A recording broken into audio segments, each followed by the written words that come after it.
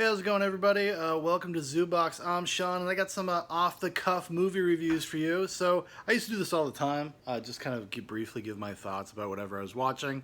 Trying to get back into it, trying to get back on the horse. So let's talk about some movies. So I saw Matthew Vaughn's new film, Argyle, which I'm not sure who wrote it. Did Matthew Vaughn, was he involved in writing Argyle? So it's got Bryce Dallas Howard. It's got Sam Rockwell. It's got Henry Cavill. John Cena is kind of in it.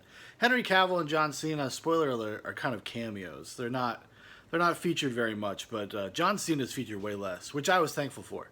I actually cannot fucking stand John Cena. So going into this movie, I didn't really have any expectations for it. I'm not like a fan of Matthew Vaughn, but I don't like hate Matthew Vaughn either. You know, he's kind of somewhere in this kind of nebulous, indifferent space I have. Like, I've liked some of the movies he's done, but it seems like over the course of the past, like, decade, almost a decade at this point, he's just gotten, like, almost systematically worse and worse. Like, the bigger the budgets he's had, the more control he's had, the grosser the visual aesthetic of his movies are. I mean, it really kind of starts with the original Kingsman, where it's starting to look not great. It's starting to look like cheap and cartoonish, plastic, kind of. There's a little bit of that in Kick-Ass, but at least in Kick-Ass it kind of makes sense. I guess you could make the argument that it kind of makes sense in Kingsman, but Kingsman found kind of a decent balance. A decent balance, never felt like it went too far as to be distracting. But after that, like with Kingsman 2 onward, I mean, just like visual vomit. It's just awful. And Argyle is no different. Argyle is very much in the same vein as Kingsman 2, more so than, say, like Kick-Ass or or his X-Men movie or Layer Cake especially. we're like on a different planet from the guy who made Layer Cake. This is an alternate Vaughn. We live in a different world now. That guy is gone. That guy is dead. He's dead. Yeah. So it's got that kind of look to it, which right off the bat is just not doing anything for me. I can't stand fucking looking at it. It's so ugly. It's so gross. I'll say this. I don't even know how much of this movie was actually filmed outside of a set period. I mean, there's scenes where they're like on a rooftop at one point, and it's all clearly either in some sort of volume situation or a green screen or some kind of, the volume, if you don't know, it is essentially kind of modern day rear projection, where they have just big LCD screens that kind of project the image. It's a way you can make set extensions. You can build everything in a computer or go out and shoot something even maybe send like second unit out, shoot some 12K footage and come back to what they call the volume. That's what Disney calls it. But I'm sure most major studios have a version of that. And that's kind of what it looks like. The whole movie looks like that. So already I'm not like loving that aspect of it. It's kind of giving me a fucking headache. I don't really like it. And there's also something that's kind of twee about a lot of Matthew Vaughn stuff. He makes movies for Arrested Development adults in a sort of weird way, because they're essentially children's films but with swearing and violence. And he doesn't really do anything to elevate that at all. I mean, that's kind of what it is, I mean, if I was like, say if I was like 14 or 15, I would probably really like a lot of Matthew Vaughn's movies, at least his later ones. Like, I would be much more into things like Kick-Ass or The Kingsman. I mean, we're going like 10 years. It's over. Jesus, how old was I? I guess I was in my early heading into mid-20s when the first Kick-Ass came out. And I liked it, I enjoyed it for what it was. I think I kind of maybe even overestimated it, like liked it more than I actually did, because that was before there was a 50 million superheroes movies that came out all the time and 50 million deconstructions of every type of genre film that was out there. So it was kind of a novel thing at the time. Although I don't think Kick-Ass has aged very well. I haven't revisited it in years, but I have a feeling that I probably wouldn't like it. Actually, I think I own it. I think I own it on 4K even. Yeah. I even own Kick-Ass 2, which is awful. It's not a good movie. Somewhere in here. It's in this area somewhere. Anyways, back to the film. So, Just the film in general, as a story, performances, etc. I thought the story itself starts off okay. It is very predictable. Like there's a big twist in the movie. Hold your butts, everybody. There's a big twist in the movie, which apparently the Hollywood Reporter gave away when the movie was announced, which kind of makes me laugh. Somebody shared a screenshot of like 3 years ago when the movie was announced, and they announced like Bryce Dallas Howard and Sam Rockwell were involved in it, and they give away the twist in the headline. It was crazy. But anyways, so the first like act essentially is actually pretty good. Much to my own surprise, I was like, oh, you know what? This is actually kind of entertaining. I mean, it's predictable. It's kind of silly. It's stupid. It's twee. It's very twee. This one is at least PG-13, so you know it's a little bit more like family friendly in a certain respect. And I was kind of on board with it. Bryce Dallas Howard is kind of charming in a way that television actresses are charming, even though she's a movie actress.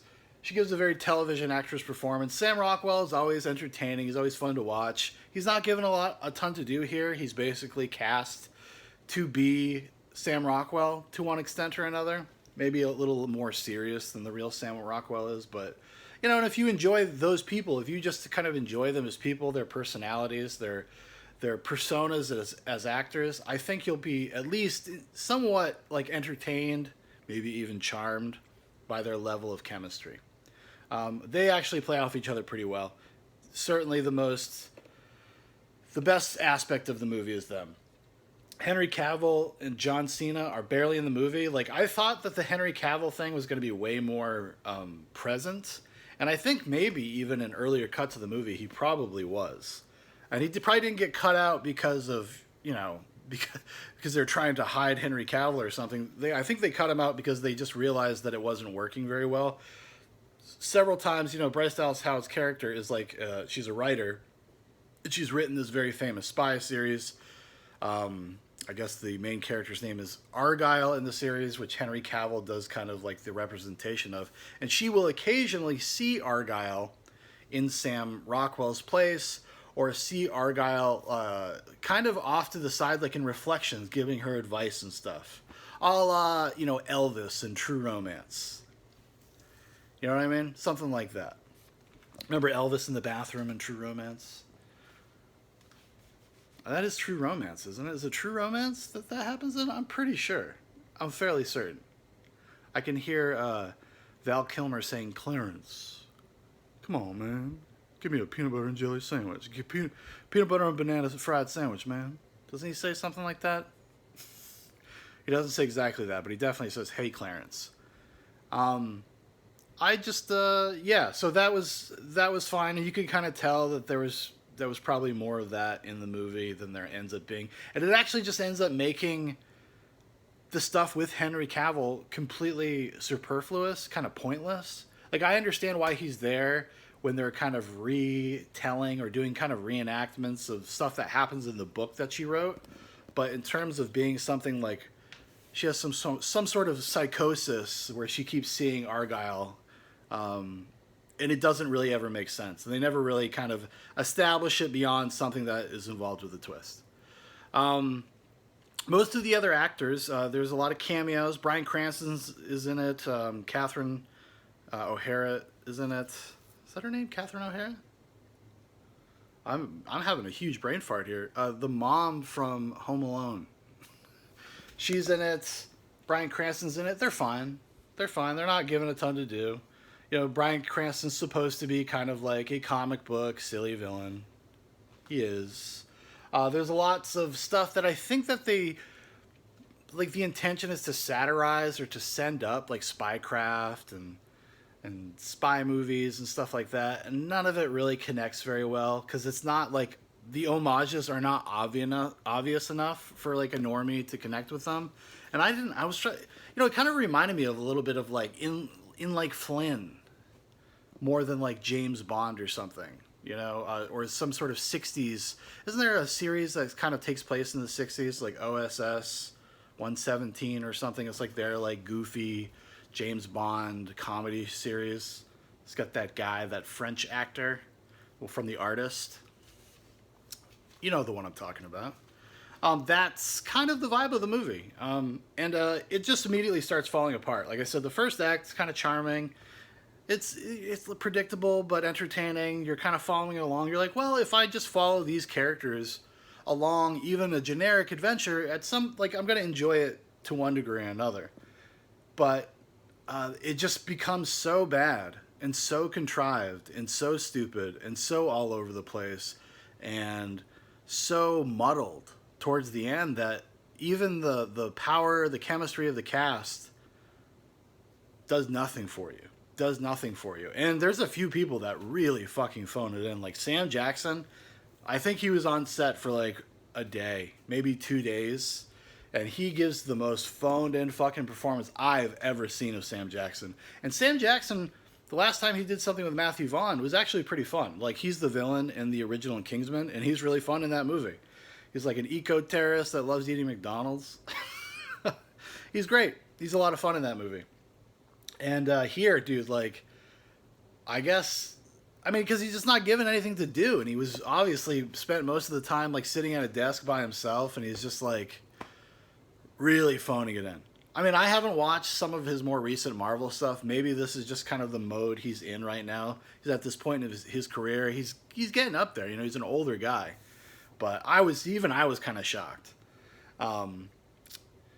And that seems kind of indicative of a lot of things. Even like Sam Rockwell, who, like I said, I really like, and he's kind of paid to come in and be himself to one degree or another. Even he seems like he's kind of phoning it in a little bit.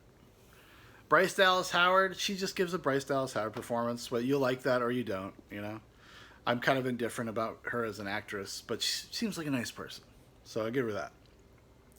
I mean, that's kind of it. Like, I think that's most people's opinions that I saw out there was that just, like, it's just fucking falls apart. Like, you're 45 minutes, first 45 minutes, first hour, you're like, oh, okay. That was just, you know, not great, entertaining.